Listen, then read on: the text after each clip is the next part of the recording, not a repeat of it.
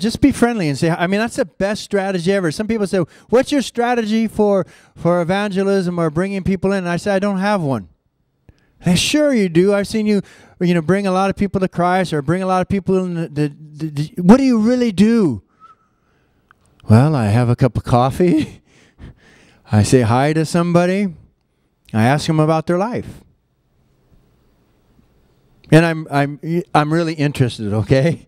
That's what makes me probably a good evangelist, so to speak, because I'm curious. I'm curious about people. I like to learn about people. Am I making sense to you? Whenever I talk about this subject, at first, people always, sometimes we call, oh, never mind. We'll move on. Evangelism. So a personal strategy is, be friendly, invite them to your things, and then pray for individuals, when you think about them, that maybe God would open up an opportunity. And then pray for passion for it. The other day I was in the summer, I was praying, and I was praying just like this. I said, Lord, I don't know what to do. What do you want me to do? Speak to me right now.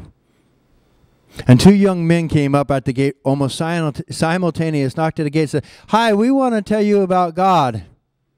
As Mormons, And they were the sweetest young men. I mean, they had to be 24, 25, really passionate about what they believed in and going for it. And, the Mormons, the Jehovah's Witnesses, why they're doing it, for me, is not, an issue right now. It's they are. Whatever they believe, maybe it's some guilt-inducing stuff, maybe it's not, they have a passion to see God known. Now, we may disagree on some points, okay? Maybe a lot of points. But the point is they have passion and they really believe in what they're doing. You have to. I've been in a lot of things. It's like, I'm not going to do that. So they have a passion for what they're doing. So that's a good thing to really pray for yourselves. So we want to double. Make sense? Okay. You can thank Dan for that. All right, Dan, raise your hand. I want everybody to know who you are. He's the one shaking his head, yeah. And then, I love Jason and his whole background. Jason was one of the guys doing some of the hip-hop on New Year's Eve. And I thought he was fabulous. I just had to mix hip-hop for 2 hours, so my ears started to really boom out of their sockets, so to speak. And I love him because he has a fantastic heart for worship. And, and he's coming from a particular background, him and his wife, Larisha, and she was the beautiful singer right here. And, they had to sacrifice a lot, in terms of stylistically, on the service and what they're doing. And so worship, I know, is a huge thing on their heart. So let me talk about worship for a moment.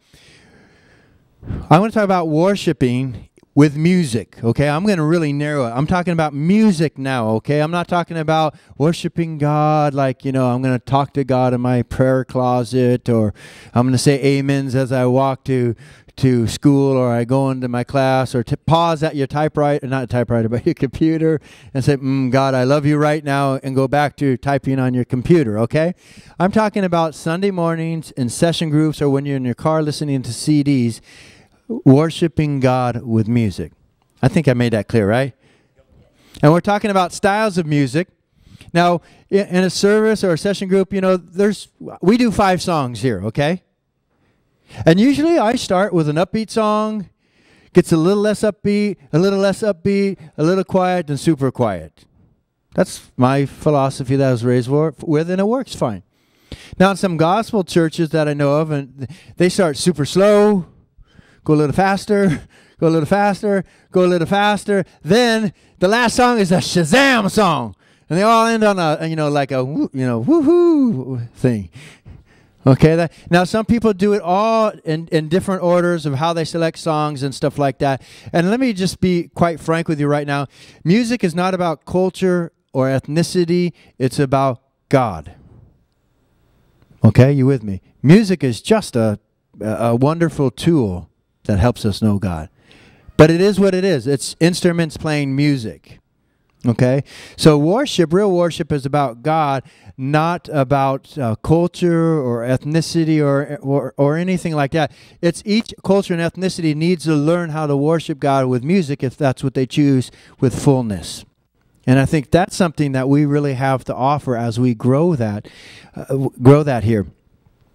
So many times, people who come from the upbeat music, we'll call it celebratory music, they think intimacy is boring. Oh, there they go with that slow song again. And I found out even my fast songs, my fast rock songs, I'm thinking, this is uppy, yeah. You know, I'm thinking, yeah, everybody get that. They still think it's boring. And it took me a few years really to understand what the real difference was. But anyway, people who love the celebratory stuff think the motto of rock and roll is boring. Now, keep listening very closely here. Now, the people who love intimacy think celebratory worship is hype. Look at everybody jumping up and down. Do they really feel it?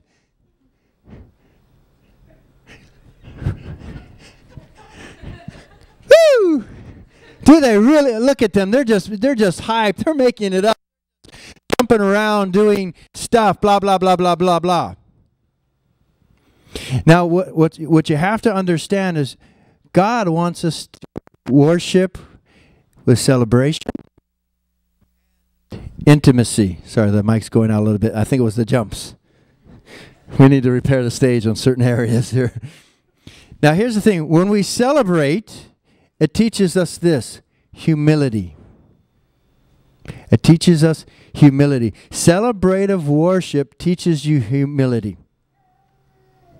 You following me? You see, celebratory worship for people who don't get it, who maybe lack a bit of humility in this area, boy, it's like, I got to make it up now. You know, if you go back to biblical worship in the Old Testament, these people were crazy when they worshiped God. And they were good too. But see, celebratory worship teaches you humility because what? It's expressing yourself to the invisible God. Who would dance naked like David danced before God? Nobody.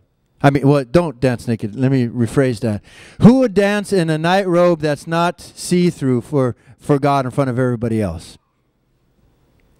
You see, there's an aspect that really teaches you humility and celebration because you're putting yourself out there.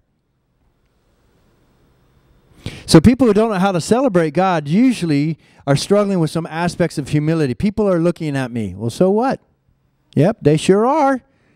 I mean, I had to come to terms with that. People are looking at me when I worship. And now I'm the pastor. They really look at me. You know, before I wasn't a pastor, I was just a small group leader. A few people looked at me. But then one day I realized I was worshiping up here, you know. I turned around to get somebody's attention for something to say, and I saw a bunch of people looking at me. I went, oh. Now, maybe it was paranoia. I don't know. But, you know, I was like, wow. Because people will look at you. You know, if you dance, guess what? People are going to look at you. Unless the whole congregation's dancing, right? So that's why, you know, maybe we all should jump up and get excited, right? Then nobody feels weird, except the stranger who walks in the door and go, oh my God, what are they doing? And they might just think, oh, rock concert, yeah! I found the right place, Sunday morning. Okay, you get the point. Celebration teaches us humility.